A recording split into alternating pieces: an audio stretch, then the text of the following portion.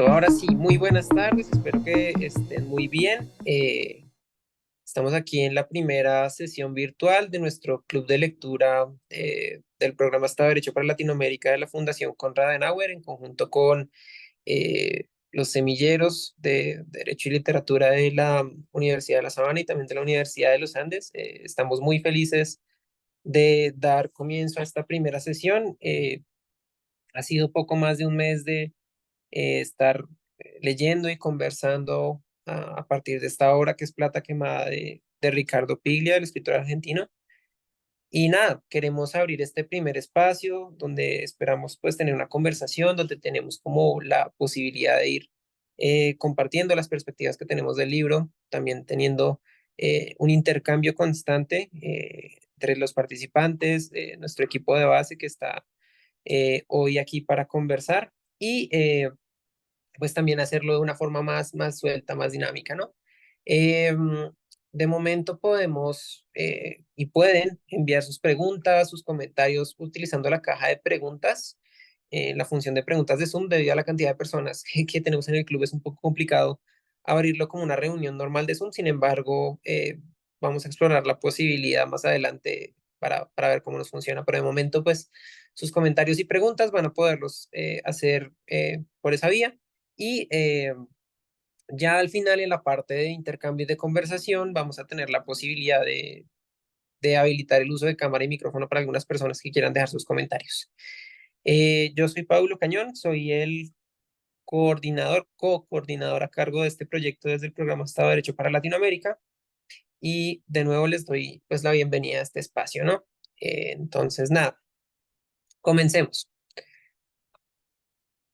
Eh, Me parece que sería muy chévere comenzar con una frase del libro, una frase muy interesante que quizá nos pueda dar más apertura a nuestra conversación, y es quemar dinero inocente es un acto de canibalismo, ¿no?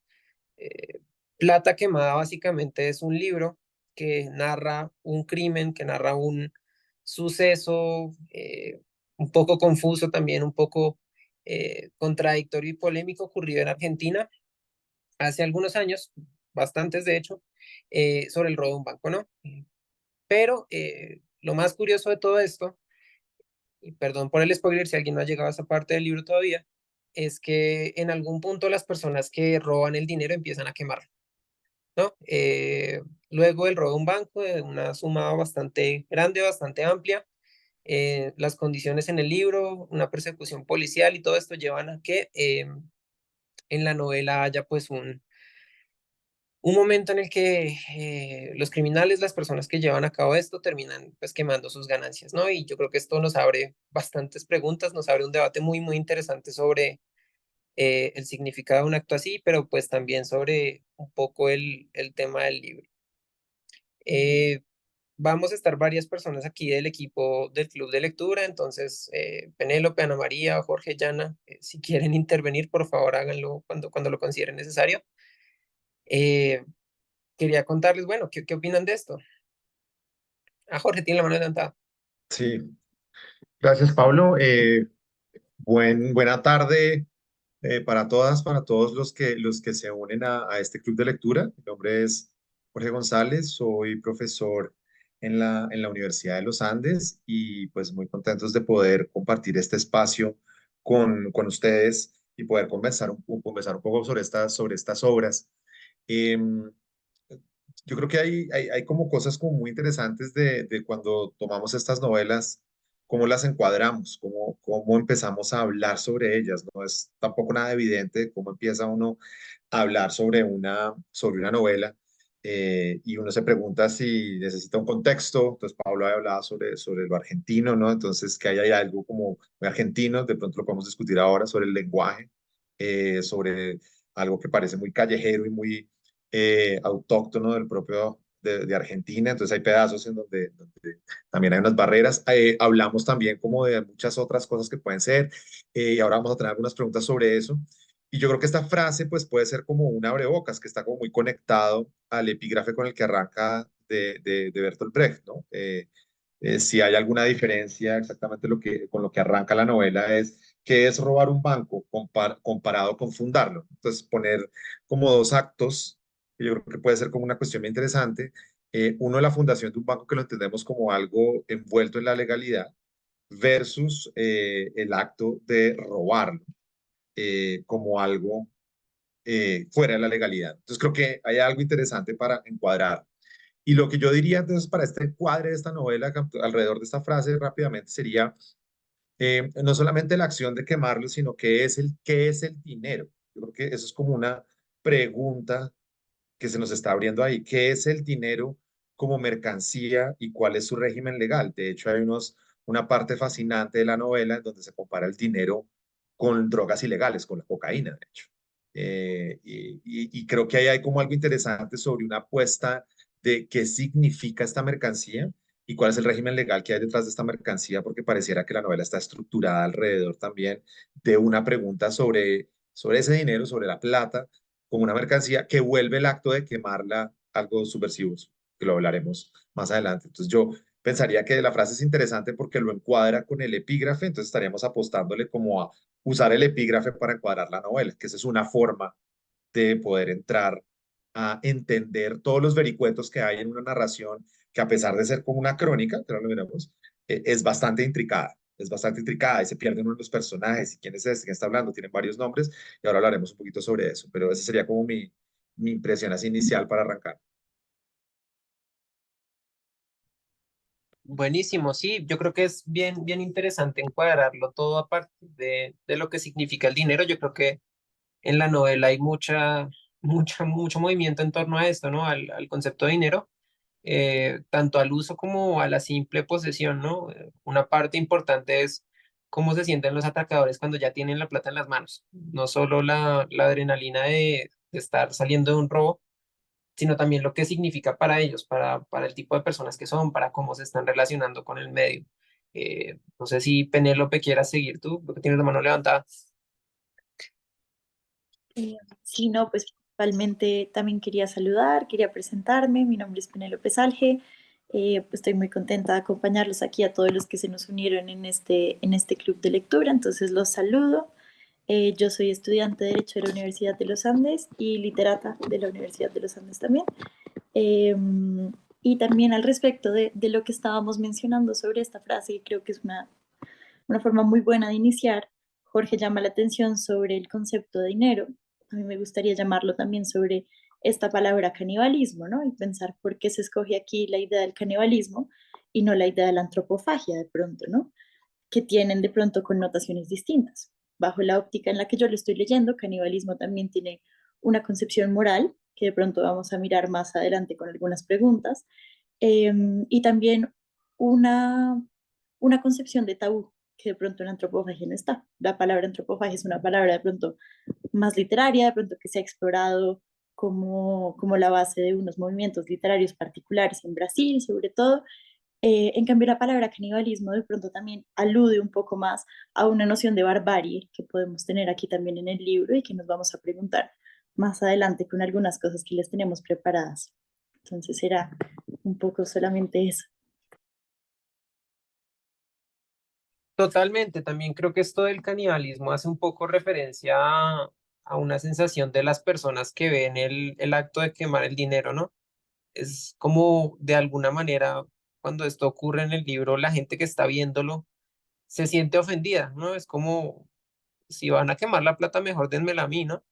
Eh, y es como esto, es como pararse un poco y parar a los atracadores en el mismo plano de que son personas a pie, al igual que las personas que están viendo la quema, y de alguna forma sí se siente como si se estuvieran haciendo daño, ¿no? Como si se estuvieran lastimando entre pares, de alguna manera muy extraña, pero también creo que muy alegórica, ¿no?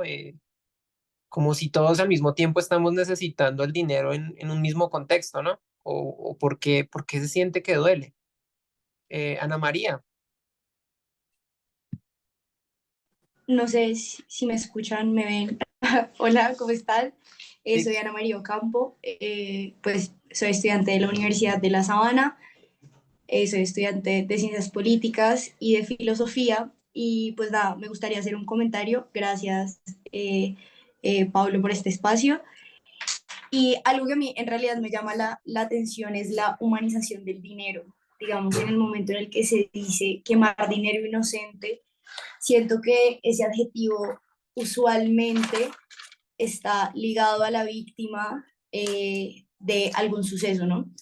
Entonces, esta humanización del dinero, esta competencia de quién lo merece y quién no lo merece, es como, venga, en realidad es más importante el dinero de pronto que la vida de las personas que están dentro del edificio. Spoiler alert, no lograron sacar a todo el mundo.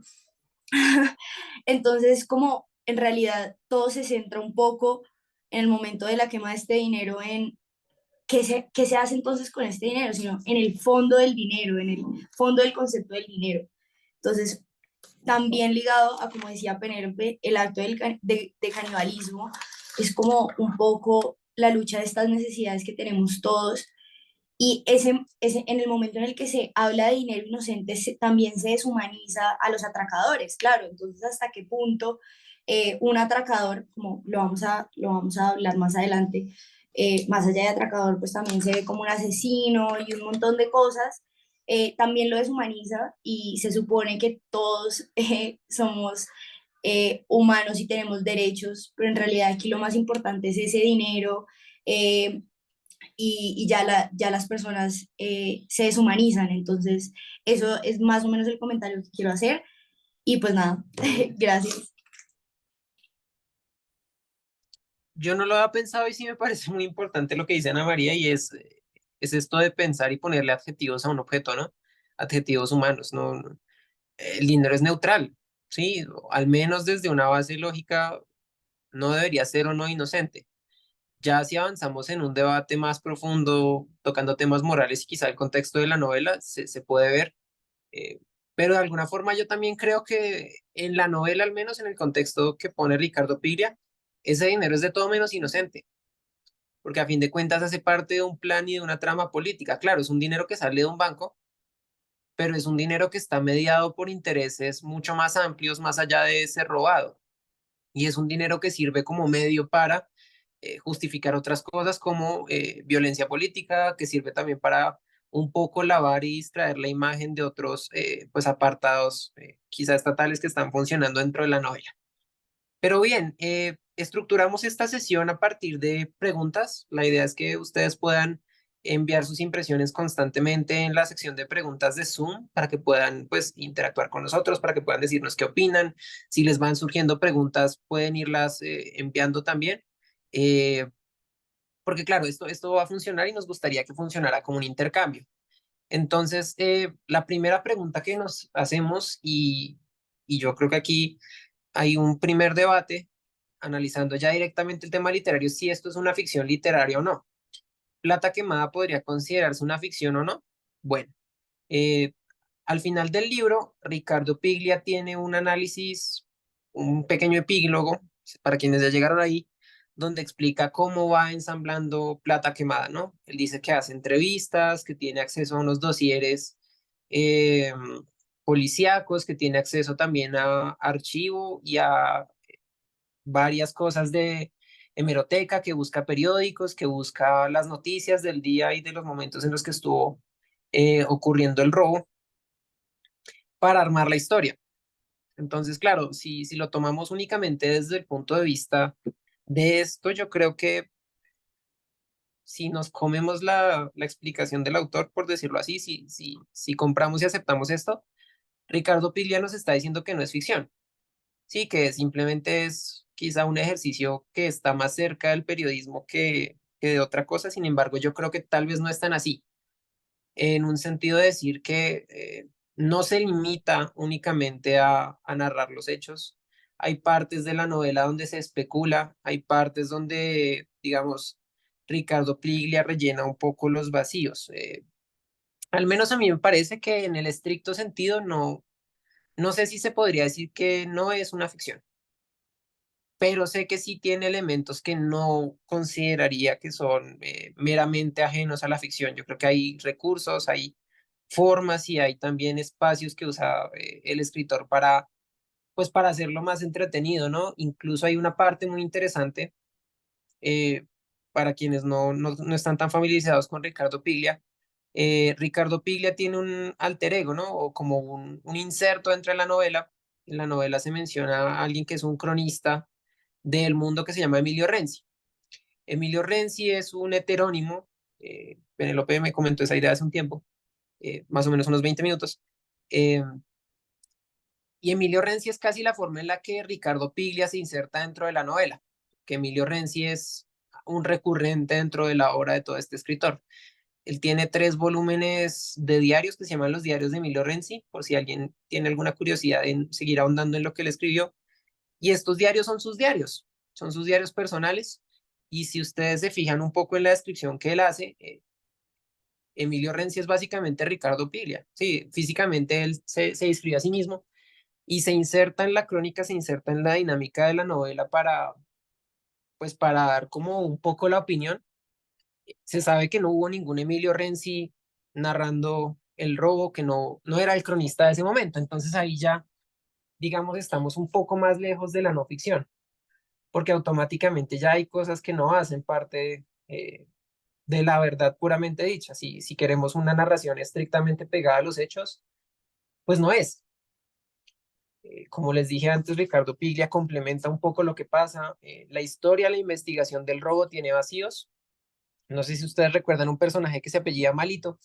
Eh, en la vida real no se sabe exactamente qué pasó con él, pero en la novela sí se alcanza a teorizar un poco y se juega desde la perspectiva de los atracadores para averiguar qué pasó con él.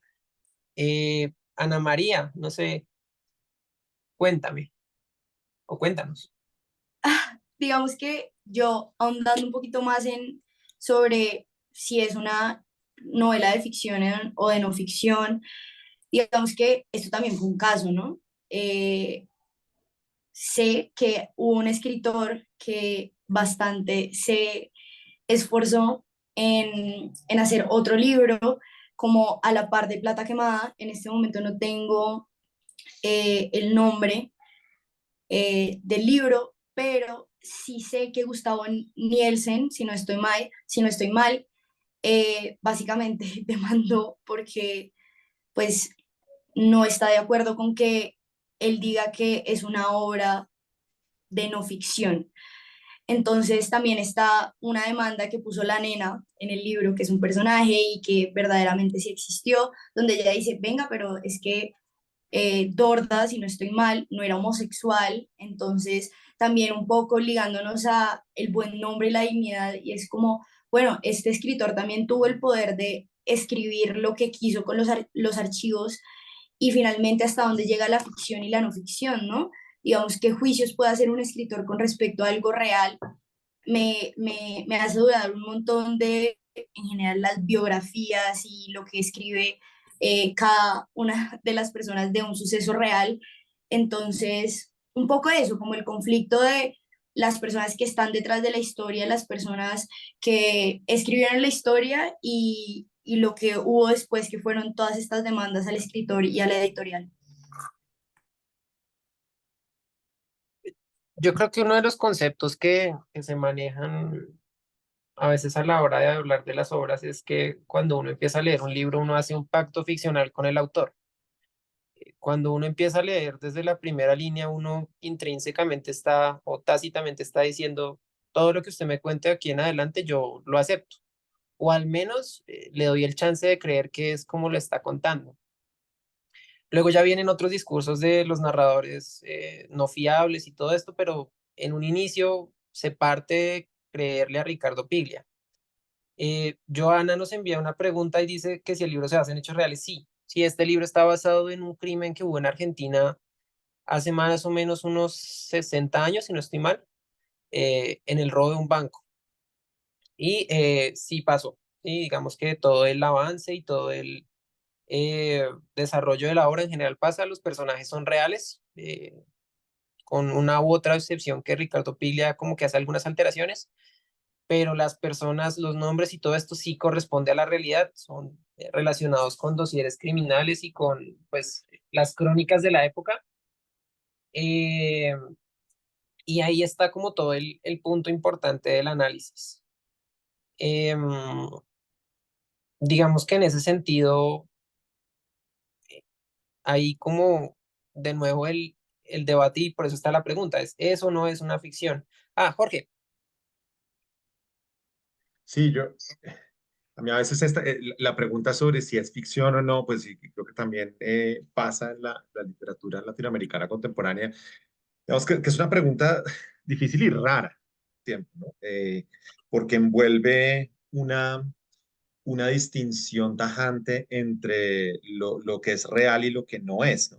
Y tal vez estoy como haciendo eco un comentario que hace María Paula León en el chat. Yo creo que una de las virtudes de la novela muchas veces precisamente es como diluir esas fronteras. O sea, como que cuando uno entra a mirar la novela, diluye las fronteras de la realidad y la ficción y nos pone en el ámbito de los relatos, que si uno lo mirara como una perspectiva más, no sé, postestructuralista o quizás más sobre la idea de que el mundo no lo podemos captar más allá del relato de la narrativa, pues este es un relato más para capturar el mundo. Y la pregunta es, ¿cuál es el rol de este relato para poder entender lo que ocurre, para poder entender la forma como percibimos el mundo que nos rodea? Entonces, a mí esta pregunta casi siempre me parece incómoda porque siento que parte del trabajo de la literatura es hacernos, eh, es rompernos esas fronteras como tan claras entre lo real y lo que no lo es, si es que ficción lo entendemos como no real. Yo creo que hay una cosa interesante en ese punto en varios autores de literatura latinoamericana, yo creo que se puede ver, yo creo que, no sé, por ejemplo, en el colombiano Juan Gabriel Vázquez, eso se ve en su último ficción, ¿no? Su novela, su biografía novelada de un director de cine colombiano, Sergio Cabrera, el libro se llama Volver la vista atrás. Se puede ver en la obra del autor guatemalteco Eduardo Halfon, sobre la reconstrucción de la historia de su abuelo judío que se salva en un campo de concentración. Es decir, este tipo de textos en la literatura latinoamericana que rompen esas dos cosas pareciera ser como muy clave del post-boom. Diría yo que hay algo como interesante, de pronto Penélope puede decir algo más sobre eso porque sé que conoce más como esa genealogía. Yo diría algo interesante sobre esa explicación que hay al final del libro, y me permito leer un pedazo interesante. Los hechos ocurren en los años 60, están como en los diarios, Piglia tiene sus archivos, es lo que nos cuenta, y dice esto: en el verano del 95 comencé a escribir de nuevo por completo la novela, tratando de ser absolutamente fiel a la verdad de los hechos. Entonces creo que pues ahí hay como una idea sobre fiel a la verdad. Los acontecimientos, pero fíjense esto, estaban ahora tan distantes y tan cerrados que parecían el recuerdo perdido de una experiencia vivida. Casi los había olvidado ya y eran nuevos y casi desconocidos para mí luego de más de 30 años. Esa lejanía me ha ayudado a trabajar la historia como si se tratara del relato de un sueño. Me parece que ese sueño empieza con una imagen. Aquí algo, esa salida a lo onírico creo que tiene que ver con esta forma como también se construyen los relatos y cómo siempre esos relatos emergen muchas veces como memorias o recuerdos muy difuminados que tratan de ser puestos en una unidad, en un libro, pero que al mismo tiempo ese libro nos está dando como una especie de falso mensaje de unidad, falso mensaje de completud, falso mensaje de realidad, o no, ni siquiera falso, como un mensaje, como una idea que no está acabado el mundo ahí. Entonces creo que ahí ese cierre de pila es interesante porque este es un relato de eso caleidoscópico, como dice la contraportada del libro, desde muchas perspectivas de un acontecimiento, y alrededor de eso pues surgen como muchos relatos. Entonces yo diría que más que se considera una obra de ficción literaria, no es como en lo que está diciendo María Paula, es cómo esta novela nos hace romper esas fronteras entre lo uno y lo otro, que nos pondría cómodos para hacer esta pregunta, pero que es una pregunta incómoda por eso. Sí, es cierto, y quizá me gustaría ahí anudar también un libro muy interesante de un escritor mexicano que se llama Jorge Volpi, que se llama Una novela criminal. Jorge Volpi lo que toma es un caso de unos secuestros que se realizaron hace unos 20 años, a comienzos de los 2000, eh, y que la captura de las personas, o sea, transmitió en directo en televisión la captura de unas personas que la policía dijo que eran los culpables, ¿no? Y juega un poco con la misma regla, y es reconstruir la verdad, ¿no? Reconstruir como los hechos y reconstruirlo de una manera fiel, pero quizá usando recursos de la ficción. Creo que nunca Piglia dice que la novela es una crónica periodística, y como dice David Campana, sí, al inicio dice, esta novela cuenta una historia real.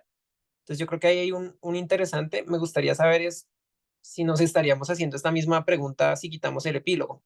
Si la novela viene sin el epílogo donde Ricardo Piglia nos explica todo esto, ¿sería fácil creer que son hechos reales o digamos que la forma en la que los cuenta eh, hace que pierda un poco esta línea? Penélope. Sí, gracias, Pablo. Pues mi comentario va muy en línea con lo que señaló Jorge y también rescatando el comentario de David Campana, que nos hace aquí en las preguntas y en las respuestas, sobre todo en la idea de la transcripción mecánica de la realidad. Yo creo que, claro, esa es una de las ideas que tenemos sobre la verosimilitud de un texto, entonces, que si es verídico, verosímil, que si eso lo hace una ficción, una crónica, y tenemos todas estas, ¿no?, casillas en las que lo metemos. Y precisamente, pues una de las cosas que señalaba Jorge ahorita en su intervención, como con esta idea del post-boom, es también un poco difuminar los límites entre esas casillas, ¿no? De pronto preguntarnos si en realidad son tan importantes esos límites como pensamos que son, si es necesario saber si está basado en una cosa real, si es una transcripción mecánica, si es una transcripción de otra forma. Entonces, para pensar un poco esto, yo quería traerles un ejemplo.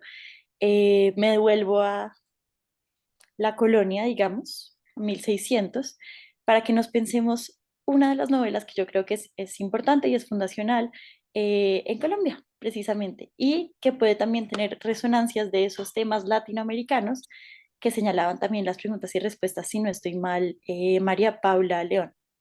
Entonces, es esta novela del Carnero, em, que está clasificada como una crónica histórica. Yo creo que si uno la busca en Google, eso es lo primero que le aparece, una crónica histórica. Y de hecho, por mucho tiempo se estudió como hechos totalmente reales, ciertos objetivos, casi como crónicas. Y lo interesante de esto es pensar que en realidad, cuando uno va indagando, se da cuenta que esas primeras crónicas coloniales que existen son solamente una excusa para poder escribir novelas, porque en la época había una cantidad de restricciones sobre la creación literaria, en particular pues por la predominancia religiosa, ¿no?, del contexto. Entonces, claro, uno se va al Carnero y hay unos momentos loquísimos, en los que se meten dentro de un espejo, en los que sacan del espejo cosas, y uno pregunta, bueno, ¿esto cómo puede ser una crónica? Y es precisamente por una de las cosas que señalaban acá, María Paula León, y creo que es esa idea de que la ficción puede ser una excusa para tratar temas reales y no por eso tiene que ser ni verosímil ni necesariamente deja de ser ficción. Entonces, eso como para agregar a la Y es discusión. cierto, y yo creo que uno de los principales encantos de la novela es abrirle a uno la pregunta, ¿no? O sea, a fin de cuentas, nadie le pide a Ricardo Piglia que escriba una crónica periodística, nadie le pide tampoco que escriba una novela. Él le entrega el libro y ya está en cuestión de uno decidir qué opina respecto a él o qué compra. Yo creo que cada lector o cada persona que haya leído tiene como su propio juicio, tiene la posibilidad de decidir si cree completamente o no lo que está diciendo. Si, por ejemplo, se juzga o no a partir del hecho de que él mismo se inserte en la novela como discretamente, si eso es algo importante o no. eh, y también los juicios que hace respecto a las cosas, porque el narrador sí juega un poco eh, con varios aspectos, ¿no? Toma mucho ciertos juicios, ciertos análisis sobre una coyuntura política que me parece que es muy, muy interesante. Eh, una de las preguntas es si hay una película inspirada en la novela. Sí, más adelante yo creo que podemos tocar ese tema un poco, pero sí, hay una película, no sé si inspirada directamente en la novela, yo creo que toma el eje narrativo, pero a fin de cuentas creo que también está inspirada es en el suceso, ¿no? Pero bueno, continuando con las preguntas que nos siguen llegando aquí, eh, David Campana vuelve a decir, Piglia denomina una novela documentada Operación Masacre de Rodolfo Walsh. Eh, Y sí, yo creo que eso es uno de los antecedentes de la literatura de no ficción. Yo creo que eso está un poco en línea de Truman Capote, tal vez, con La Sangre Fría. Eh, pero siento que aquí hay algo un poco más, que está un poco más adelante. Para quienes conocen a Sangre Fría, A Sangre Fría no tiene un narrador tan juguetón como si lo tiene Plata Quemada. Y yo creo que ahí hay un gran encanto de lo que hace Ricardo Piglia, es que juega. Sí, es un narrador complejo, es un narrador de tercera persona que a veces tiene inferencias, hace suposiciones, salta sobre recuerdos, sobre varios temas, entonces yo creo que es algo muy, muy interesante para analizar. Eh, la siguiente pregunta, y ya enlazándonos un poco con esto del narrador, es, ¿qué les pareció el estilo narrativo del autor? Yo creo que para muchos esta novela presenta un desafío en varios aspectos. El primero, pues, es seguirle un poco la cuerda por la manera en la que maneja el tiempo. No es una novela lineal, por decirlo así, aunque sí hay como un tiempo presente, entre comillas, que es donde está ocurriendo todo. Pero Ricardo Piglia salta en el tiempo, salta hacia los recuerdos de las personas, salta hacia lo que pasa después de la novela y más aún, y yo creo que esto personalmente sí fue uno de los primeros desafíos que me planteó, tiene un uso de lenguaje muy interesante. Lo cual es muy curioso. Ricardo Piglia yo creo que ha sido uno de los académicos de la literatura de Argentina como más reconocidos en los últimos 30, 40 años. Toma el legado de escritores como Jorge Luis Borges y al ser tan formado es muy curioso que la forma en la que trabaja la novela y la forma en la que estructura el lenguaje es un lenguaje mucho más eh, rústico, tal vez es un lenguaje que está mucho más cerca de lo popular, de un lenguaje de calle que está más cerca de las personas, de quienes están involucrados, por decirlo así, de los atracadores, de la forma en la que se comunican, que de un lenguaje que quizá podría ser mucho más, o que se podría esperar que fuera más, no sé, quizá formal, como más lleno de cierta frivolidad, entonces eso me parece muy interesante. La novela está llena de modismos, de palabras muy, muy argentinas, y yo creo que eso sí fue como mi primer desafío, fue empezar como a traducir un poco tanta jerga, ¿no? Tantas formas que él usa para referirse a los policías. En algún momento les dice canas, por ejemplo, a los policías. Eh, y hay bastante juego literario, y yo creo que eso también hace que la novela fluya, eh, porque se siente muy cercano. Por hablar de otras obras latinoamericanas, en temporada de huracanes, Fernanda Melchor hace algo muy similar, y es que ella coge un lenguaje mexicano muy, muy de calle, mucho más popular, muy cerca de expresiones coloquiales, y esto es lo que le da una sensación de cercanía a la novela. Por lo menos para mí, esto es lo que me conecta más con los personajes, porque se siente verosímil la forma en la que hablan, o al menos hay como un trabajo adicional en que uno eh, esté quizá jugando bajo las mismas, bajo el mismo lenguaje que los personajes. Y eso me parece muy, muy interesante. No sé, Jorge. Sí, yo tengo otra sensación frente a eso que estás comentando, sobre todo frente al lenguaje. Yo lo pensé desde otra perspectiva y claro, pues compartiendo como la percepción que pues cuando uno lo lee, por supuesto está todo eh, lo, lo coloquial, el lenguaje de calle que en múltiples obras pues eso está, yo creo que desde, desde la discusión sobre el Quijote eso está ahí. Eh, Hay algo que a mí me llama mucho la atención sobre lo que hace Piglia cuando llega a ese lenguaje, porque no todo el libro está marcado por ese uso, sino que son momentos en los cuales Ujú. aparece. Lo Y una de intercala. las cosas que a mí me parece interesante es que las comunidades políticas o las comunidades, se puede llamar sociales o los espacios sociales, también se construyen alrededor de una comunidad de lenguaje. Es decir, que entre nuestros amigos tenemos algunos términos que tienen que ver con nuestra historia, que tienen que ver con la historia que compartimos, con la posición social que tenemos. Y ese lenguaje opera en dos vías. Opera como una seña de inclusión a esa comunidad o una seña de plantear un límite y si tú no lo entiendes, tú no entras acá. Entonces a mí me parece que claro, o sea, por supuesto que yo no esperaba algo distinto de una persona como Piglia que se ha pensado tanto el lenguaje y la narrativa.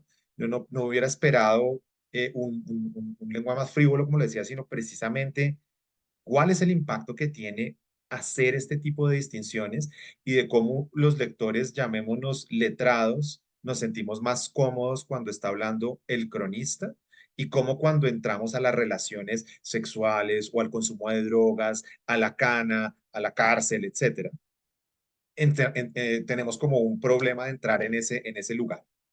Entonces nos está cuestionando a nosotros como lectores desde dónde estamos leyendo eso y creo que el lenguaje es para eso. Entonces, esa es como mi lectura de lo que está, de una de las cosas que está haciendo ese lenguaje, operando en esa doble vía de inclusión-exclusión de una comunidad. Esa sería como mi visión del uso del lenguaje. Sí, yo creo que también se le puede rescatar y es que Piglia tiene muy buen oído, ¿no? De alguna forma, algo importante siempre que uno está leyendo una novela con los diálogos y es sentir que los diálogos no son am, antinaturales a quienes los están dando, ¿no? Eso es muy interesante, ¿no? La manera en la que los diálogos y la construcción del lenguaje en torno a los personajes, como señala Jorge, eh, me parece muy interesante esa idea, me parece interesante también esta idea de cierta exclusión que se siente con el lector, ¿no? Cómo hay como esta cercanía, me parece muy rico y también me parece muy curioso cómo lo arma Ricardo Piglia. Ana María, No sé, yo la verdad cuando inicié con el libro me sentí supremamente perdida. También me sentí como en el colegio cuando en algún momento nos hicieron leer Tomás Carrasquilla, autor colombiano, costumbrista, y yo decía, efectivamente, a veces los académicos o los lectores buscamos cierta universalidad del lenguaje, ¿no? O sea, como lo dice la RAE, debe ser cómo se escriben las palabras, debe ser los significados que tienen las palabras, debe ser. Pero siento que muy ligado al costumbrismo también, el lenguaje es de quien lo usa. Y en el momento en el que nosotros como lectores nos acercamos a un libro como este, eh, también hacemos como un salto de fe a lo que nos vamos a encontrar. Entonces, más allá de cómo nosotros estructuramos lo que queremos leer, es, venga, el autor algo también me quiere decir con esto de el lenguaje y cómo se utiliza. Y muchas veces nosotros damos por sentado que ciertas palabras significan algo. Entonces, digamos, en el fondo, básicamente es entrar a un mundo distinto, a una cultura distinta, a algo tan sencillo como lo es el lenguaje y seguramente nosotros como colombianos y seguramente hay personas de otros países en este seminario, en esta reunión, es como también darnos la oportunidad de ver el lenguaje no como algo estricto matemáticamente, sino, venga, cómo usamos nosotros el lenguaje y cómo eso nos puede ayudar a acercarnos a una realidad diferente. Entonces, más o menos esa es la sensación que tuve. Siento que es supremamente interesante. Más allá del lenguaje, también me pareció una novela muy rápida, muy de momentos como explosivos y después de silencios y después de detalles y eso lo hace más entretenido y más aún cuando nosotros como lectores buscamos también el qué quiere decir el autor. Penélope, Sí, no, pues yo más que un comentario, yo misma quería llamar la atención sobre que hay dos manos alzadas en los asistentes, también para que oh, tengamos sí, otro intercambio con voces. Y nada, señalar muy brevemente que también creo que pues en gran parte este lenguaje que nos puede parecer extraño es una construcción de los personajes, en últimas, como que para no hacer unos personajes planos, sin señas de identidad, sin una identidad borrada, también parte de la caracterización, pues se hace claro a través de estas señas lingüísticas que los unen dentro de una comunidad determinada. Pues también que nos plantea también un problema, entonces el narrador, qué posición está asumiendo frente a esos personajes. Pero bueno, demos de la palabra entonces a los asistentes, si les parece bien. Pablo, sí, tú sí, dirás. sí, voy a pasar. Creo que vamos con Diana Mejía, que tiene aquí la mano levantada. Ya te doy permisos en Zoom. Eh, y sí, totalmente. Yo creo que hay algo muy interesante y es la manera en la que el lenguaje va acercándonos a cada uno de los diferentes personajes, a lo que tienen por ofrecer, por decirlo así, dentro pues, de las dinámicas de la lectura, ¿no? Y también de la trama. Eh, Y yo creo que también eso es un poco un logro en la novela, ¿no? El uso de diferentes registros, que la novela no se sienta plana, sino que se sienta más como coral de cierta manera, que haya como voces definidas cuando, por ejemplo, habla o se miran los recuerdos del gaucho Dorda, ahí hay algo muy interesante. Listo, Diana, ya tienes el micrófono, ya tienes permisos para hablar. Si quieres, puedes prender tu micrófono.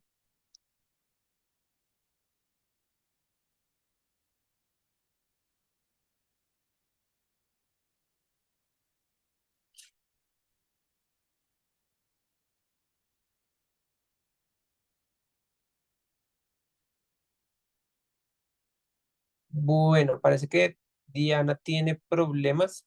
Creo que no se le activa el micrófono. Sin embargo, si en algún momento lo logra conectar, por favor, avísanos y te damos el uso de nuevo. Bien, en ese sentido, y yo creo que ya conectando más hacia los temas de la novela, me parece que podemos avanzar hacia nuestra siguiente pregunta. eh, y es, hablando del Gaucho Dorda, que es uno de los personajes que al menos personalmente a mí me llamó más la atención, que es uno de los tres atracadores, que tiene como cierto tema psicológico muy interesante, ¿no? Ricardo Piglia habla de las visitas al terapeuta, en algunos puntos hace incluso inserciones de comentarios del terapeuta y de recuerdos de Dorda. Eh, y es hablar de si es una víctima o también, de si es un victimario o también es una víctima. A fin de cuentas, es una persona con una condición mental específica. Hay unos temas de consumo de drogas bastante marcados, pero también hay unos temas eh, que se relacionan dentro del libro y es contarnos que, por ejemplo, es un personaje que tiene y sufre un abuso sexual cuando es pequeño, que empieza a tener una serie de episodios, de momentos en los que parece que no es únicamente un criminal, sino que también es un resultado, ¿no? Como que hay algo que lo va moldeando, que está fuera de su control y que tiene que ver más como con un sistema, con una sociedad, quizá con una estructura de un estado donde, por ejemplo, llega el punto en el que toca la cárcel. Muchos de los personajes en Plata Quemada tienen o alguna relación con el tema carcelario y es una relación muy de repulsión. Hay una parte donde dice, o donde hay una reflexión muy cercana de que básicamente nunca hay una actividad distinta en la cárcel, sino que es un momento donde siempre se empeora. Todos los que pasan en la novela dicen el que toca la cárcel nunca la quiere volver a pisar. Entonces, como que también esto es una reflexión muy interesante porque al final, eh, en los últimos tramos del libro, los atracadores tienen esta decisión, esta perspectiva de decir, preferimos morir, ¿no? A fin de cuentas, en las partes finales, eh, lo que ocurre es que se atrincheran en un edificio a morir y a tratar de llevar a la mayor cantidad de policías por delante antes de morirse. Y eso es muy, muy interesante porque a fin de cuentas habla eh, de qué es preferible a la cárcel o qué es preferible a la sanción. Ana María, creo que tienes la mano levantada. Digamos que eh, obviamente esta pregunta para las personas que estudiamos humanidades o tienen alguna cercanía con el derecho, siento que es muy importante porque, como lo había dicho Pablo ahorita, de alguna forma también la cárcel debería ser un lugar de resocialización, de cambio, y en realidad no es así. Lo mismo pasa con esta dualidad de ser víctima o victimario. Esto pasa también en los conflictos armados en los que no se sabe si...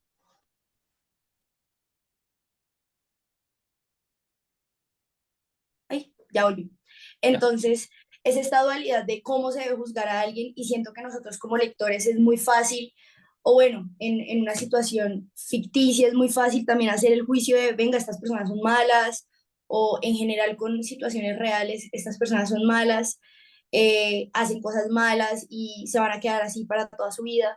Pero siento que también es importante leer un poco el contexto y siento que el escritor Piglia lo hizo muy bien, porque el caso de Dorda es supremamente, digamos, realista en términos de cómo funciona la sociedad, de esta cercanía que nosotros creemos tener con el Estado, de que nos va a proteger, de que solo el Estado tiene un poco el juicio de decirnos usted está haciendo las cosas bien o está haciendo las cosas mal, pero este enfrentamiento entre la policía, entre lo político, entre estas realidades fuertísimas, nos hacen cuestionarnos eso, como, ¿será que yo soy víctima o victimario? ¿Puedo ser los dos? ¿O hasta qué punto puedo ser víctima?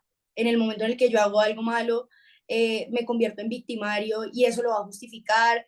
Entonces siento que también antropológicamente nos ayuda a decir como, venga, nosotros en el momento en el que incluimos ser victimarios, el adjetivo de victimario también deshumaniza a las personas, digamos. Eh, Dorda seguramente fue un ladrón y fue una persona que, como en el libro lo dice, pues le gustaba matar policías y pues es un contexto muy difícil, pero puede que como en su intimidad pudo haber sido una buena persona y tuvo un montón de problemas y aparte una enfermedad mental. Entonces siento que a veces esa dualidad de quién hizo algo bueno o quién hizo algo malo tiende a deshumanizar un montón a las personas y más aún en un contexto de legalidad, de Estado de Derecho, de justicia. Entonces sí, me parece muy interesante y me parece como alentador que en un medio como la literatura nosotros sí podamos tener como esa licencia de usted puede hacer el juicio que quiera, pero esta es una parte de la historia y esta es otra parte, cosa que no se tiene en el mundo académico, por ejemplo, que los hechos son los hechos y así se deben juzgar.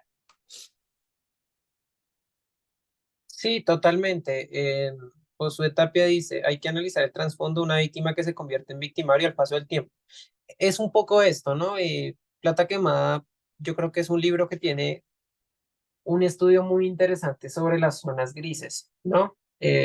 Dorda para mí es un personaje que está en una zona gris, es decir, está en ambos lados, está tanto en la víctima como en el victimario, ¿sí? Y no es únicamente una víctima de su historia, por decirlo así, de lo que ocurre, de cómo funciona el tratamiento psiquiátrico y cómo funcionan las condiciones de reclusión, como nos las cuenta Ricardo Piglia, sino también posteriormente del uso de la fuerza. Yo creo que eso es algo que vamos a hablar un poco más adelante, pero es algo muy, muy interesante que se plantea dentro del libro, ¿no? Es quizá la contradicción de entender cuál es el lado y el trasfondo de donde vienen las personas o los personajes dentro del libro y cuáles son sus motivaciones, ¿no? Es extraño y yo creo que quizás una pregunta que vale la pena hacerse, pero no tenemos la motivación de todos los personajes para robar la plata. Es decir, por ejemplo, tenemos la motivación de el cantante de tangos que quiere participar en el robo para después irse a Estados Unidos y formar un restaurante, pero por ejemplo, no sabemos más allá profundamente para qué quiere Dorda la plata, ¿sí? Dorda, por ejemplo, es un personaje que está muy influenciado constantemente, ¿no? Hay una parte del libro donde dicen que Dorda es la persona que ejecuta y que Brignone, que creo que es la contraparte, por eso los llaman los mellizos, es la otra persona que está dando órdenes, ¿no? Entonces, ¿qué tanta influencia está teniendo dentro de sus acciones? Y cuál es la orientación? Un poco cuál es como la intención que tienen todos respecto a la plata.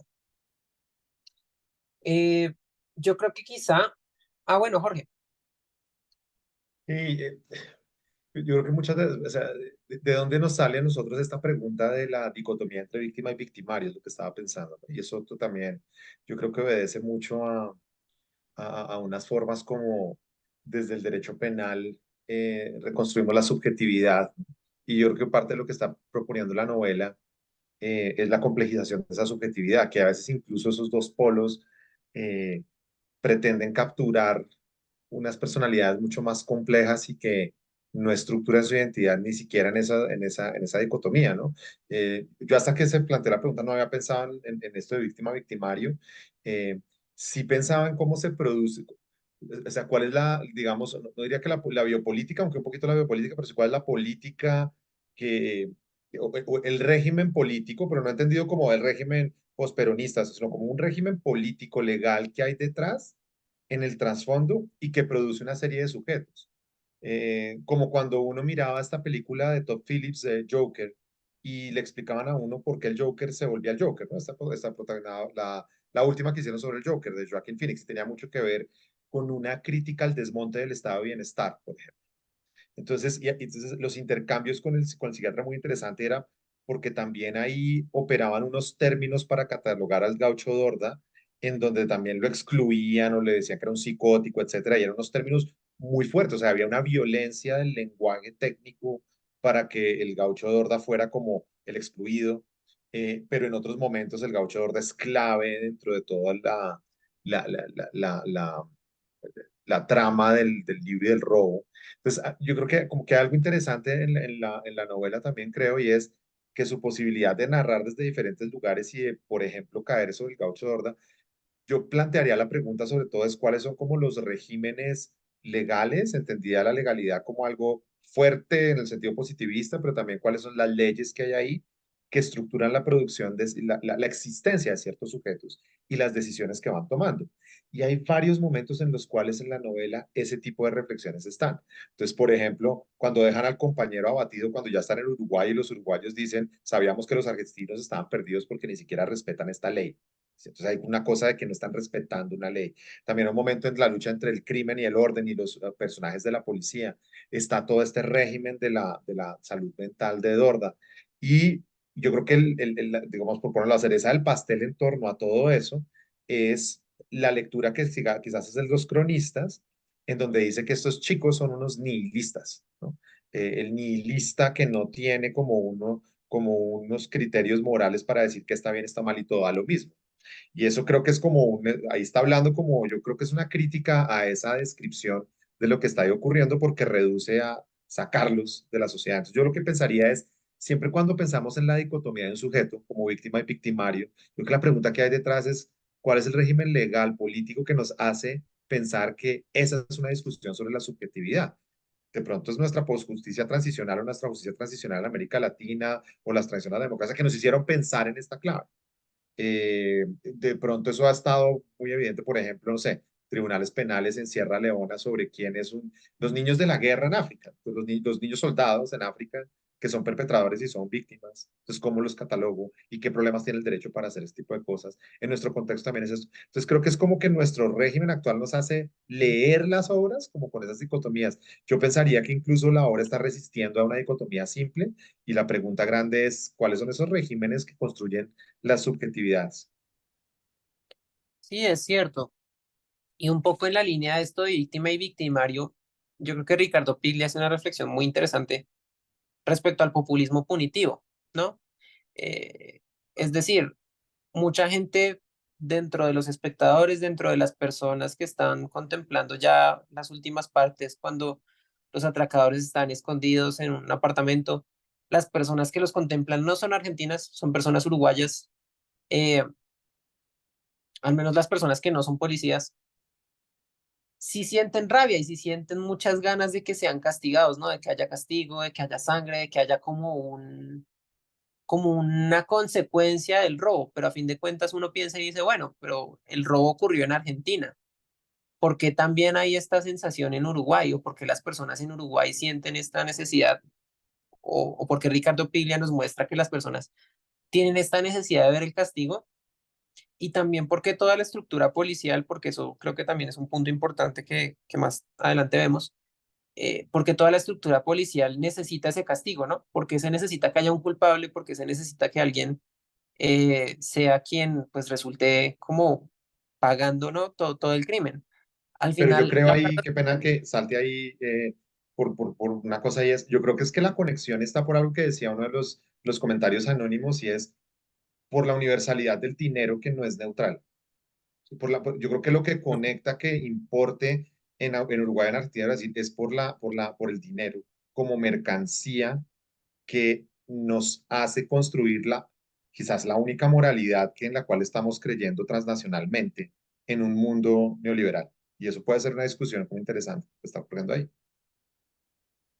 Sí, y yo creo que también es lo que surge, ¿no? Porque si la plata se quema, ahí está la indignación que quiere y que busca más aún otro castigo, ¿no?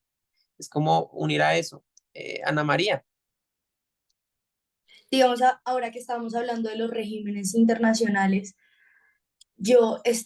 internacional, de los regímenes en general que nos hacen cuestionar esta dualidad, de cierta forma, siento que todos buscamos la seguridad y eso es algo que se ve en relaciones internacionales, que se puede ver en el derecho internacional, que se puede ver hasta en la vida cotidiana. Entonces, yo siento que esta mirada de los uruguayos con respecto a lo que pasaba con estas personas también iba, oiga, estas personas son personas de afuera y tampoco sabemos cómo reaccionar a esto. ¿Y qué es lo que me da seguridad a mí? La policía, pero en general, si uno se va a Argentina en esa época, uno dice, en realidad la policía no me genera seguridad. O sea, de alguna forma, esa diferencia de la perspectiva que tiene cada una de las sociedades de manera distinta a cómo nosotros adquirimos seguridad, pues siento que es fundamental y que nos hace sentir seguros. A lo mejor a estas personas dirían como yo me sentiría más segura si estos manes donaran la plata a una fundación o donaran el dinero o me lo dieran a mí o no lo quemen. Es como también es ese sentido de seguridad de que no todo está fuera de control. Entonces, un poco eso me recuerda a la intervención de Pablo que hiciste ahorita. Sí, David Campana en las preguntas envía una fotografía y los hechos reales. Hay una nota de La Nación. Voy a dejarla en las respuestas del seminario para que puedan verla. Ya las coloco. Eh, y viendo y continuando con esto, yo creo que podemos avanzar hacia la cuarta pregunta o al cuarto eje, por decirlo así. Y es hablando de la fuerza, ¿hasta qué punto se justifica, no? Digamos, el uso de la fuerza es algo muy notorio en la novela, porque a fin de cuentas, yo creo que nadie o Piglia no muestra que ninguno de los policías espera sacar a alguno de los atracadores vivo, ¿no? Nadie espera, nadie piensa, nadie dice como hay que traerlo preso para que pague con condena, no, la condena directamente es tirar granadas, dispararles por todos los lados posibles, buscar cómo, incluso creo que en un punto rompen el piso del apartamento de arriba de donde estaban para poder dispararles desde arriba como si fuera una alarma de estas de incendio, un aspersor. Entonces yo creo que eso es bien curioso la manera en la que se refleja y quizá aquí Ana María puede complementar un poco, pero yo sí veo que hay un componente muy interesante en el uso de la fuerza. Digamos, algo muy, bueno, a mí me pareció muy cómico en el momento en el que lo leí, es que todo el tiempo los policías decían como, tienen derecho a hablar con un abogado y van a ser juzgados, pero digamos, en el momento de que alguien llegue a tu casa o a un lugar, o sea, yo me pongo totalmente en los zapatos en el momento de leer el libro, como yo en esa situación, obviamente si alguien me está atacando, también quiero atacar, pero ¿qué pasa? En el momento en el que estábamos hablando, que hablamos de esta pregunta de justificar, es más bien si es legítimo o no el uso de la fuerza. Entonces, es obvio que la policía, de alguna forma, tiene la legitimidad de ese uso de la fuerza si es para guardar la seguridad de alguien más, lo que sea, pero yo siento que cuando se termina el libro, lo siento si alguien no se lo ha terminado de leer, eh, muchas personas querían lincharlos, entonces es como, entonces eso también se justifica el uso de la fuerza, sino no es una rama legítima del poder en un Estado, solo porque una persona cometió un crimen, entonces, digamos, ese odio que va a estar intrínseco en todas las personas de alguna forma si se ven, si se ven en una posición de inseguridad. Sin embargo, nosotros creemos, o siento yo que la sociedad cree, que se justifica sí y solo sí, o es legítimo sí y solo sí, cuando el Estado lo hace o es para defenderse. Pero en este caso ellos se están defendiendo, entonces es como, me hace preguntarme a mí también cómo uno adquiere ciertos privilegios en posiciones distintas y en realidad se puede decir que son dos bandos que están luchando, por, ni siquiera saben por qué están luchando, solo por la plata o por los crímenes, porque finalmente había también algo político ahí.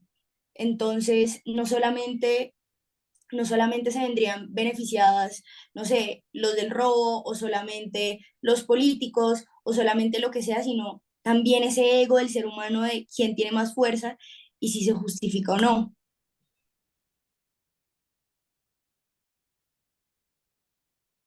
Sí, de acuerdo. Una de las preguntas que nos mandan es si el uso de la fuerza por parte de la policía y las Fuerzas Armadas está justificado en el libro. Yo creo que es crítico, ¿no? No siento que la postura de Ricardo Piglia sea neutral, aunque sí parezca que no. A fin de cuentas, hasta los adjetivos hablan de posturas.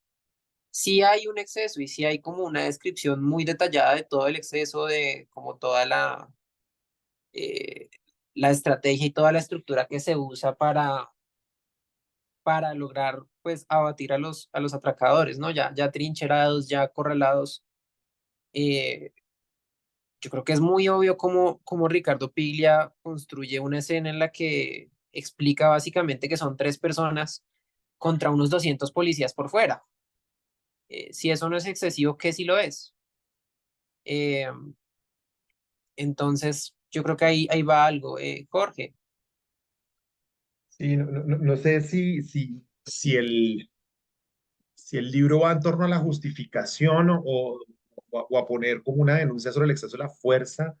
em, no lo vi como tan claro. Lo que me parecía más evidente, o lo que me saltó a la vista, que fue como muy interesante, fueron como dos cosas relacionadas con ese momento de violencia con armas, llamémosla, y en ese enfrentamiento final. Eh, de un lado, hay como una pregunta en la novela sobre qué es esta vida urbana en los años 60 en Argentina, ¿no? Eh, y que está, hablábamos con Penélope, que está como en mucho cine negro, por ejemplo, de la posguerra, de las ciudades destruidas y de cómo las ciudades se armaban como unos espacios en donde había mucha incertidumbre y hay como en el cine negro, pues hay bastante de eso, tanto en Europa como en Estados Unidos. Y acá hay en la novela policíaca hay eso, ¿no? Una ciudad muy incierta en donde el destino de nuestras vidas puede cambiar en cualquier momento y lo que es un día normal, dice Pili, en un momento el narrador se convierte en una pesadilla. Entonces hay algo como de cómo se convierte es una pesadilla. Y eso creo que conecta con algo que pasa en el capítulo 7 ya hacia el final de la novela, cuando sale el enfrentamiento, y será lo segundo, y es la contigüidad, o sea, la cercanía que hay entre el enfrentamiento y la guerra, más allá de un procedimiento policial. Eso me parece fascinante y es de cómo en un momento dice, cuando están en la batalla, dice, todos tienen en la cabeza imágenes recientes de la guerra de Vietnam, pero esta vez la lucha es una casa de la ciudad y el pelotón sitiado actúa como un grupo de excombatientes que se ha pertrechado con armas de guerra y se dispone a defender hasta el final de su libertad. Ahí hay un paralelo muy interesante sobre la guerra, que me llama la atención de cómo ocurre en ese momento, y es nosotros en un régimen internacional pensamos que la guerra ocurre en otros lugares y que lo que hay aquí son procedimientos policiales, pero la gran trama del Estado de Derecho es precisamente cuando se activan los mecanismos excepcionales que hace que prácticamente una perturbación se convierta en un momento de guerra con una conmoción interior, con un estado de excepción. Entonces, hay algo interesante de Piglia mostrando, y el de la novela sobre todo mostrando, es dónde está lo que separa ese, la guerra, que ahí es como si fuera la guerra de Vietnam, que es para el momento del robo y del operativo, y la vida en una ciudad y en un operativo policial. Porque yo creo que todos en nuestros países podemos poner ejemplos de personas que no han sido capturadas, sino que simplemente pareciera una guerra de frente y no un procedimiento policial. Desde, pues, desde lo que pasa con el Che Guevara en Bolivia, aquí también pasa en Colombia con los bandoleros, eso es, y lo que vemos, esto es como un procedimiento de guerra, exclusivamente. Y creo que Piglia está poniendo el dedo sobre la llaga ahí, de la contigüidad que hay entre el operativo policial y la guerra, que el derecho se esfuerza por diferenciarlos y cada vez es complejo. Y en la historia latinoamericana eso es complejo. Sí, es cierto, y yo creo que sí algo en común que tienen la mayoría de países de Latinoamérica es que es un debate que siempre tenemos, ¿no? El uso excesivo de la fuerza, tanto en temas criminales como en la protesta social, por ejemplo, los casos en Chile recientemente, antes de todo este tema de las reformas a la Constitución y del plebiscito para una nueva, toda la protesta y el estallido social que ocurre en el gobierno de Piñera es un poco más de esto, es como hasta qué punto trabajamos el uso excesivo de la fuerza o hasta qué punto está justificado, ¿no? Una de las preguntas o quizá más un comentario que nos hacen es una cita, dice, la policía brava de Buenos Aires venía hallando una campaña de exterminio, mataban a todo el que se encontraba con armas y no querían presos. Yo creo que esto es un buen gancho para el siguiente eje o la siguiente pregunta. Antes de eso quisiera resaltar un comentario de David Campana que dice, la teoría política del Estado moderno asigna el monopolio de la violencia al Estado, pero su uso debe ser legítimo. En mi comentario en el WhatsApp del grupo hice referencia a cómo el ejercicio legítimo del poder del Estado debe hacer en respeto a sus obligaciones de respetar y proteger los derechos humanos. Sí, y ya siguiendo con esto y quizá uno de los puntos más interesantes, que es un poco sutil, ¿no? Al mismo tiempo lo es y no lo es, porque no ocupa gran parte de la novela, pero está en toda la novela, y es como hay violencia política. Es decir, una de las partes que al menos a mí me impactó bastante al inicio es que eh, en algún punto este policía Silva, que es el encargado de toda la operación, dice eh, que básicamente todos los criminales son peronistas, sí, o que todas las personas, o que seguro estos criminales responsables del robo eran peronistas, cuando probablemente no tenían un motivo político asignado o abiertamente no lo tenían, digamos, político en el sentido de estar alineado o no con Perón o en contra de Perón. Eh, y yo creo que sí es muy notorio todo el eje de violencia política porque está, pues, la novela y los personajes están sumergidos en un contexto, está posterior a todo el tema de Perón en Argentina, está antes del régimen de Videla y es un contexto opresivo, ¿no? Es un contexto en el que sí Piglia nos muestra cierta apreciación respecto a cómo trabaja la policía, cómo los interrogatorios y cómo hace referencia a que muchos interrogatorios terminan en muertos. Hay una parte, ustedes corríjanme si estoy recordando mal, donde habla que a una persona la interrogaban a punta de picaña, ¿no? De choques eléctricos y que no podía tener ningún líquido cerca porque se moría si le hacían eso. Y básicamente habla de una forma en la que el ejercicio policial y el ejercicio de la búsqueda de cierta justicia o un ejercicio más relacionado a la seguridad se vuelve un ejercicio punitivo automáticamente, ¿no? A que incluso, por ejemplo, a las personas que interrogan en torno al robo, aun si no las capturan a la fuerza, terminan torturándolas o terminan teniendo temas de brutalidad. Uno de los personajes, si no estoy mal, es la nena, que creo que es la que estaba metida con uno de los atracadores, la terminan torturando o la terminan atacando para interrogarla. Entonces yo creo que sí hay un uso muy inteligente de la narrativa en torno a crear un clima donde uno puede contemplar cierto ejercicio de la violencia política la atmósfera que hay en el libro, ¿no? Inherentemente también responde a unos intereses del Estado, ¿no? Como decía antes, para muchas personas dentro de la narración o para muchos personajes, la captura, y más que la captura, la muerte de los atracadores se ve también como una necesidad para mostrar resultados, ¿no? Se ve como una forma en la que la policía necesita mostrar que lo logran, ¿no? Que logran detener a la gente que tiene la plata. Incluso a los policías no les importa la plata, están persiguiendo a los atracadores y lo importante dentro del edificio es perseguirlos y quizá la forma en la que los humillan quemando el dinero es muy, muy graciosa por eso.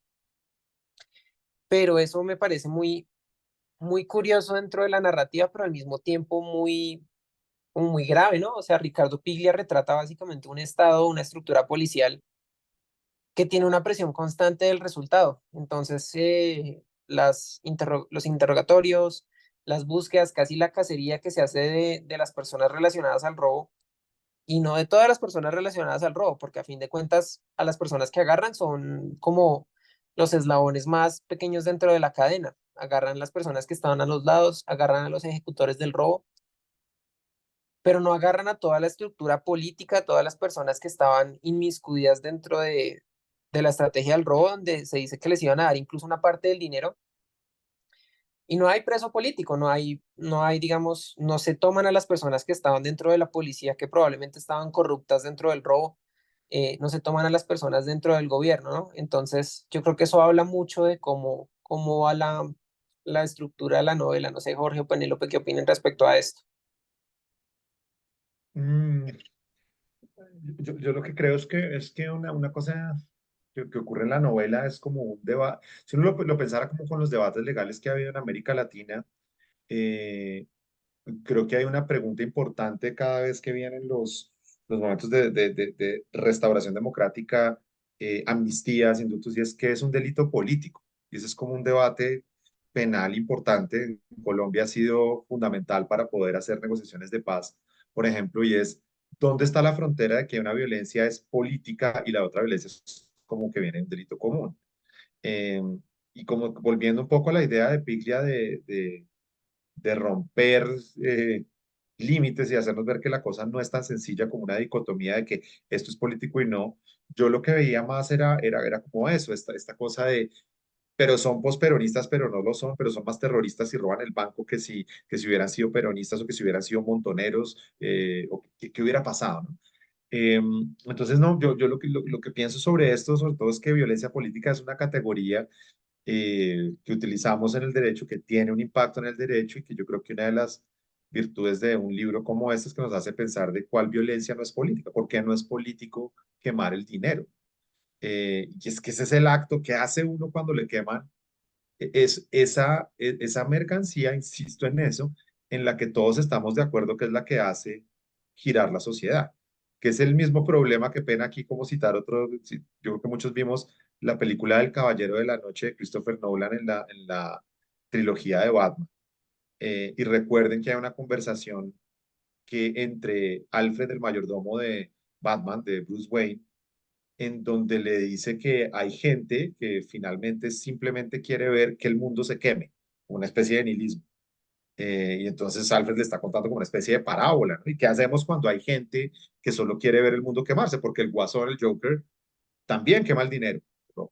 También lo quema. Y entonces finalmente Alfred más o menos le dice que si el criminal se esconde en el bosque, lo único que usted puede hacer es quemar el bosque, si quiere mantener la sociedad en pie.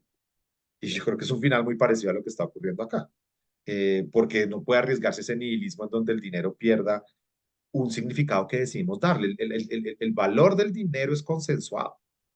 Y yo creo que qué más político que quemarlo, qué más político que romper lo que pareciera hacer la cohesión social y el acuerdo que tenemos en que si yo le doy un papel a alguien o si le hago una transacción electrónica, estoy liberado de una obligación. Yo lo veía más por ahí como una pregunta sobre qué es finalmente, qué quiere decir que algo sea político y que no. Sí, totalmente de acuerdo. Antes de continuar, dos de las preguntas que nos hacen es sobre la grabación. La grabación se las vamos a enviar al grupo de WhatsApp y también al mail, entonces no se preocupen si tienen que retirarse antes o si quieren compartirla con alguien más, va a estar disponible para que puedan verla pues en diferido y también posteriormente, ¿no? Penélope. Sí, yo también quería hacer un comentario un poco en línea con lo que decía Jorge y creo que, claro, como vemos en las participaciones que hicieron muchos de ustedes en las preguntas pues que pusieron, muchos decían como, claro, como en el caso de mi país, como en mi contexto. Creo que para nadie es un secreto que la violencia política pues es una de las cosas que está en Latinoamérica por todos lados, así como también veíamos la violencia policial o el uso, digamos, de la fuerza, legítimo o ilegítimo, y esas preguntas, como que son temas latinoamericanos constantes que estamos viendo todo el tiempo. Entonces, de pronto no es tanto una sorpresa que Pila lo represente así, sino también a veces es un deber, casi una cosa que se le exige a los escritores latinoamericanos también que representen, ¿no? Preguntar para quién está escribiendo Pilla también, desde dónde está escribiendo Pilla también, en ese sentido. Pero también creo que de pronto algo que podemos sacar interesante aquí de esa idea de la violencia política es pensarlo más no solo como los actos políticos en sí, sino como el campo de la política que más implica. Entonces, una de las cosas grandes que está ahí es el simbolismo que está en ese campo de la política, como que es un campo en el que muchas cosas funcionan con símbolos, muchas cosas funcionan con metáforas que aceptamos como realidades. Y yo creo que en este caso, esa violencia política que puede ser tan evidente es metáfora siempre de otra cosa. Entonces, así como veíamos como el epígrafe o esa primera parte de que veíamos de quemar la plata o lo que veíamos un poco con el canibalismo y estas cosas, más que todo tienen un valor, yo creo, simbólico que podemos ver acá sobre qué quieren decir esas cosas y esas cosas políticas evidentes en un campo un poco más interpretativo que igual Pilia deja abierto. Eh, yo creo que no inocentemente. De acuerdo, o sea, yo creo que la primera declaración de intenciones del libro es el epígrafe, ¿no?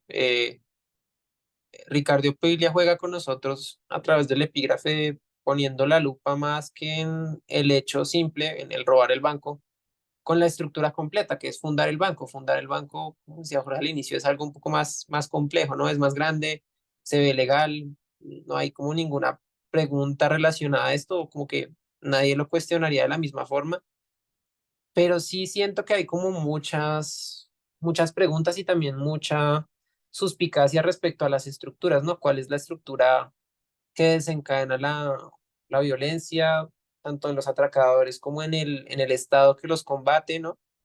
Y yo creo que hay una pregunta bien interesante y es, ¿qué trata de decirnos Ricardo Piglia con eso, ¿no? ¿En qué sentido nos orienta la lectura con el epígrafe, ¿no? Eh, y yo creo que eso también nos puede llevar un poco quizá a la última de las preguntas y es cómo se relaciona esto con el enfoque, ¿no? ¿Cómo podemos ver también nuestras tres lecturas complementarias hasta ahora con este enfoque? Yo creo que, por ejemplo, y estando en un contexto muy cercano, está el cuento de Julio Cortázar, que es Graffiti. Graffiti es un cuento donde hay una sensación de un contexto opresivo, hay como un ambiente de vigilancia, de cohesión, de evitar como que las personas hagan algo tan sencillo como graffiti, que pinten unas paredes, ¿no? Hay carros, hay vehículos de policía que están rondando y se siente como algo secreto, pero a fin de cuentas, ¿por qué tiene que ser así, no? ¿Qué está ocurriendo y cuál es el contexto que está rodeando todo esto, ¿no? Entonces, digamos que eso es lo que a mí me da mucha curiosidad y también uniéndonos con los cuentos de Bertolt Brecht y de Augusto Monterroso y es entender un poco y de qué manera podemos pues relacionar todo esto, ¿no? Cómo se reflejan, por ejemplo, los derechos humanos en este cuento de Julio Cortázar, ¿sí?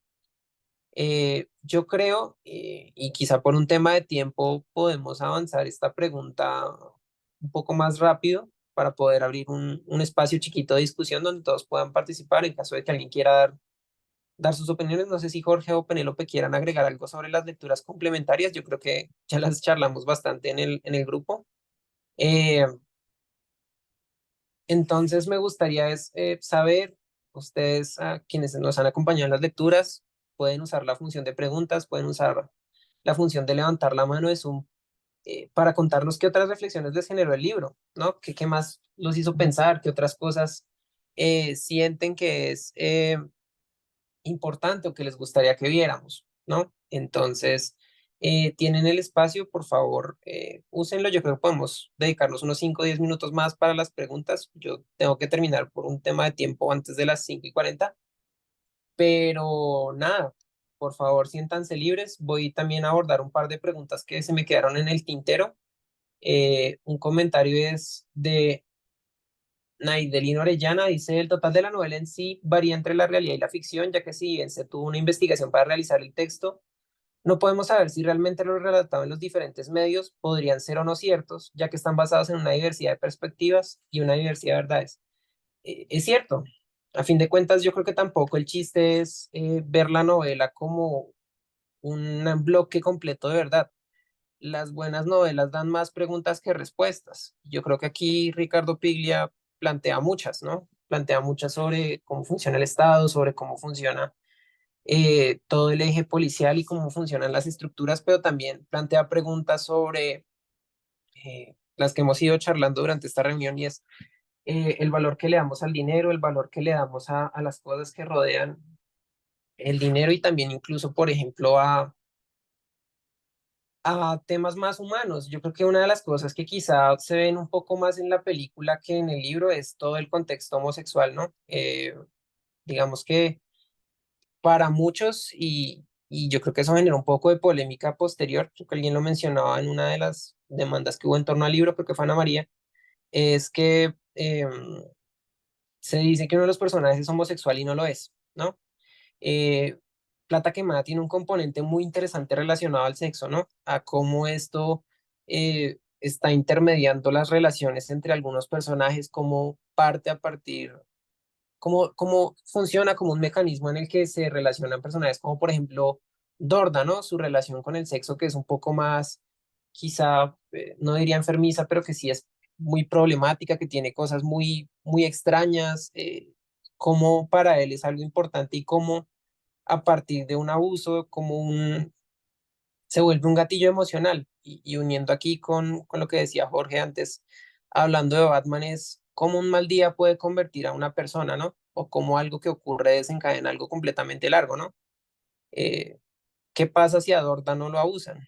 ¿Qué pasa si eso no ocurre y cómo se relaciona con el resto de la novela? Y eso mismo ocurre. Yo creo que, por ejemplo, la persona que les consigue el apartamento en Uruguay es una persona que, si no estoy mal, estaba relacionada con Brignone, que era una mujer que él consigue, que empiezan a tener como una cercanía ahí sexual, como un componente más interesante. Y me parece que quizás uno de los ejes que valdría la pena explorar más a profundidad, y si ustedes quieren como buscar alguna lectura adicional respecto a eso. Eh, no sé si Jorge o Penélope quieran dejar algunas impresiones finales antes de que terminemos. No, no, gracias. Listo, entonces yo creo que ya vamos a tiempo para finalizar. Muchísimas gracias por participar, ha sido muy, muy formativa esta reunión desde el programa Estado de Derecho para Latinoamérica de la Fundación Konrad Adenauer. Les damos las gracias por participar, por estar acompañándonos en esta eh, sesión de conversación sobre Plata Quemada. Les recordamos que esto va a estar disponible en la grabación para que ustedes puedan consultarla después. Cualquier otra novedad la pueden ver por el grupo de WhatsApp, también por sus correos. Y nada, vamos a estar pendientes para agendar la siguiente sesión. La siguiente sesión va a ser presencial en Bogotá, en las oficinas del programa, pero también vamos a habilitar un módulo híbrido de tal manera que ustedes, quienes no están aquí en Colombia, puedan conectarse y conversar con nosotros. Muchas gracias a Jorge, a Penélope, Ana María y a todas las personas que han estado participando también en esto, y quedamos pendientes para la próxima reunión. Muchas gracias.